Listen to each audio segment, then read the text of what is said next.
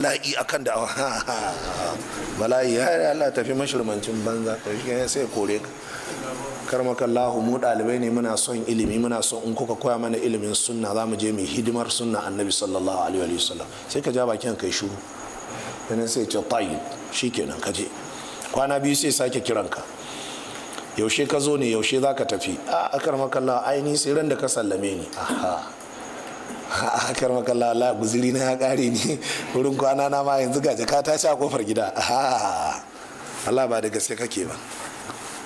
So shi yasa wallahi ko dole sai an koya maka yaya ɗaliban ilimi din suke, yaya ake kaza. In ba haka ba wallahi alherai da yawa suna can suna faruwa a bangarorin duniya jama'a. Muna nan rana tana faduwa a kanmu wallahi kuwa.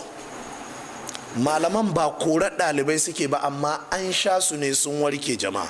Yanzu lokacin duk muna cikin irin wannan hayaniya a muciya, kawai wani ya zo fa wurin wani malamin mu ya ce ya musulunta, ran nan a cikin ɗakin malamin ya kwana.